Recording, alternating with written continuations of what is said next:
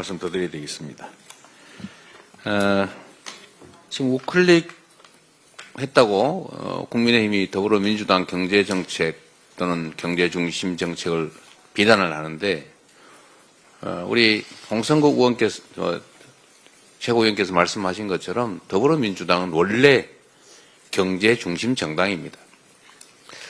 DJ께서 대중경제론이라는 책을 쓰기까지 했고 또 IMF 극복을 해냈고 또 IT 기반을 만들었고 한류의 토대를 만들었죠.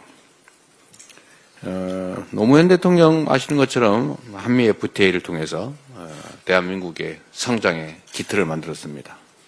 문재인 정부 역시 신남방 정책으로 경제 영토를 넓히기 위해서 애를 썼죠. 더불어민주당은 우리 국민들의 더 나은 삶을 위해서 언제나 성장을 추구해 왔습니다. 경제 발전을 추구해 왔죠. 경제 발전을 추구하지 않는 정당이 어디 있겠습니까?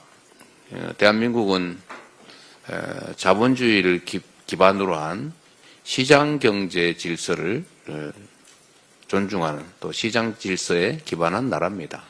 어떻게 경제와 성장을 신경 쓰지 않을 수가 있겠어요? 경제와 성장을 신경 쓰지 않는 것은 바로 국민의힘입니다.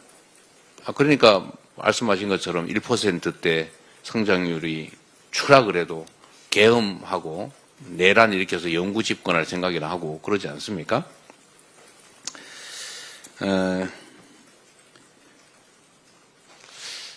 더불어민주당이 최근에 이 상속세 문제에 좀 시정을 하자 이렇게 얘기를 했습니다. 우리 이현주 최고위원이 적절하게 지적하신 것처럼 지금 28년 전에 만든 면세 기준, 배우자 또는 기초공제 각 5억씩 10억까지 이게 지금 28년이 지났습니다. 그 사이에 물가도 올랐는데 집값도 올랐는데 그 기준을 그대로 유지하니까 아무것도 늘어난 거 없이 세금이 늘어난 겁니다. 이 서민들의 세금이 늘어났잖아요. 우리가 이 감세를 해주자는 게 아니고 사실은 증세를 막자는 겁니다. 똑같은 문제가 월급쟁이들한테도 있어요. 아니 무슨 뭐 재벌이니 초부자들은 세금을 다 깎아줬는데 월급쟁이들은 과표 구간을 그대로 유지를 하니까 명목임금이 올라가면 누진과세 구간에 들어가게 되잖아요. 뭐 실제로 소득은 늘지 않았는데 세금이 늘어나는 거예요. 실질적으로. 이거 증세 당한 거 아닙니까? 이거 부당하죠. 이런 거 좀 고치자는 거예요. 실질적으로 공평하게, 실질적으로 평등하게 만들자. 이런 걸 놓고 국민의힘이 민주당이 무슨 우클릭을 했느니 자꾸 무슨 변화를 하느니 그런 얘기를 합니다. 세상이 바뀌고 상황이 바뀌었는데도 변하지 않으면 그런 거를 바보라 그럽니다. 바보. 상황이 바뀌면 당연히 바뀌어야죠. 지금 대한민국 경제가 얼마나 나쁩니까? 더불어민주당은 그간에 성장을 추구하되 그 성장이 공정하도록 해왔던 겁니다.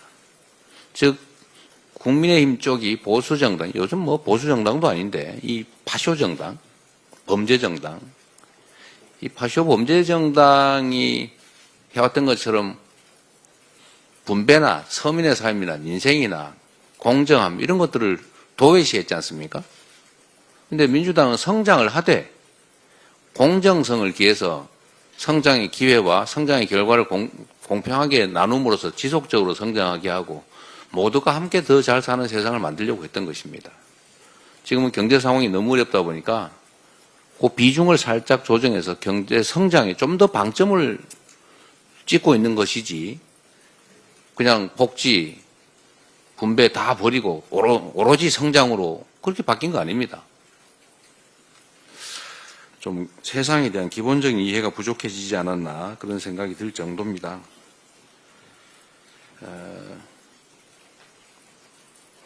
경제 문제에 관한 한 제가 확실하게 말씀드릴 수 있습니다. 국민의힘보다는 낫습니다. 민주당. 아무리 부족하고 못나도 국민의힘보다는 분명히 낫습니다. 제가 장담하는데 제가 계속 저걸 쳐다보고 있잖아요. 매일. 오늘 다행히 환율이 1441원까지 좀 내려가고 있어서 다행인데, 코스피 지수가 지금 2500에서 겨우 2600대로 겨우 턱걸이 하고 있어요. 민주당이 집권을 하면 특별한 변화 없이도 저게 2000대인데 저 3000대 찍을 겁니다. 왜 그러냐? 아주 단순해요. 일단 시장이 공정해질 것입니다. 주가 조작하면 혼낼 거예요. 주가 조작해서 수십억씩 수백억씩 벌고 수만 명, 수십만 명한테 피눈물을 흘리게 해도 아무도 책임을 묻지 않으니 누가 투자하려고 그러겠어요. 뭐 외국인 투자자들이 웬만해서 투자하겠습니까? 이런 불공정한 나라에. 불공정이 증명되고 있잖아요. 이 불투명성이. 그리고 멀쩡한 회사 쪼개가지고 자회사 만들어서 마음대로 주가 떨어뜨리는 소수의 대주주가 이익 보는 이런 거 고쳐야 되잖아요. 상법 개정해야죠. 원래는 자본시장법을 개정해야 됩니다. 근데 자본시장법을 개정하려니까 국민의힘이 반대하잖아요. 그러니까 할 수 없이 상법 개정을 하고 있는 거예요. 그리고 한반도 평화 문제가 주가에 영향을 미치지 않습니까? 지금 한반도의 군사적 긴장이 커지니까 코리아 디스카운트가 심해져서 이 주가에 영향을 줘요. 그게 5%라고 해도 얼마입니까? 엄청나죠. 근데 민주당이 대화하고 한반도를 좀 더 안정시키면 당연히 주가가 올라가겠죠. 그리고 지금 국민의힘 정권처럼 맨날 거짓말에 남 헐뜯기나 하고 집권당인지 산당인지 알 수 없는 이런 행태를 계속 보이면 산업경제정책이 사라지지 않습니까? 도대체 이 나라의 경제 방향이 뭔지 산업정책이 뭔지 전혀 몰라요. 그래서 산업경제정책 명확하게 하고 방향을 제시하면 그것도 역시 주식시장에 영향을 미칠 겁니다. 이런 몇 가지만 기본적으로 개선돼도 왜 2500대에서 저렇게 헤매고 있겠어요? 경제는 민주당 빈말로 하는 게 아닙니다. 그리고 하나 더 붙여서 경제는 민주당뿐만 아니라 안보도 민주당입니다. 이게 농담이 아닙니다. 이게 지금 숫자로 증명할 수 있는데 실제로 여러분 생각해 보세요. 냉정하게. 보수 정권이 집권했을 때 국방비하고 진보 정권, 이 민주 정권이 집권했을 때 국방비 비교해 보십시오. 명확하잖아요. 국방 예산 대폭 늘은 게 다 민주 정권 때 아닙니까? 또 방위산업 발전한 거 다 민주당 정권 때 아닙니까? 또 하나만 더 얘기하면 무슨 북한이 퍼주기 했다고 계속 비난하고 그러던데 이 거짓말도 이런 거짓말 하면 안 돼요. 숫자를 보세요. 북한에 지원한 금액이 보수 정권 때 훨씬 많아요. 지금 한번 인터넷 한번 쳐보십시오. 챗GPT에 한번 물어보세요.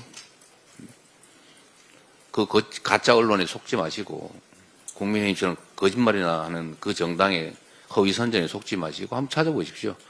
각 정권별로 대북 지원 금액이 얼마인가. 정치는 최소한의 사실에 기초해서 해야 되지 않겠습니까? 요즘 국민의힘 거짓말 너무 많이 해요. 민주당이 이 자리에서 한 얘기조차 왜곡해서 거짓말을 만듭니다. 분명히 A라고 말했는데 B라고 말한 건 거짓이다. 뭐 이런 식으로 공격을 합니다. 그것도 공식적으로. 언론인들이 여기 수십 명이 계신데 그리고 이 방송 카메라로 다 찍혀 있잖아요. 이러니 정치가 되겠습니까? 싸움만 하는 거죠. 국민의힘 정신 차려야 됩니다. 아직도 여전히 집권 여당 아닙니까? 이 내란을 일으킨 그러나 구속된 그 윤석열이 1호 당원이라면서요. 집권 여당 맞지 않습니까? 나라 살림을 형식적으로 책임을 지고 있는 상태이기 때문에 최소한의 양식을 갖춰야 됩니다. 최소한의 책임감을 가져야 된다. 그 초딩들도 이러지 않습니다. 반장 시켜놓으면 책임감 가지고 이래요. 근데 어떻게 5,200만 이 국민들의 운명을 책임지는 국가를 권력을 맡고 있으면서 뭐 이런 거짓말에 무책임하게 발목이나 잡고 거짓말이나 하고 이러면 되겠습니까? 정말로 중요한 거는 헌정질서 파괴 행위에 동조하면 안 됩니다. 지금 헌정질서 파괴하고 있잖아요. 민주공화국의 기본 질서를 망가뜨리고 있지 않습니까? 거기에 동조하고 있잖아요. 그런 짓들을 하면서 어떻게 이 나라 주권자들을 대신한다고 할 수 있겠습니까? 하도 답답해서 좀 말이 길었습니다. 정신 차리기 바랍니다.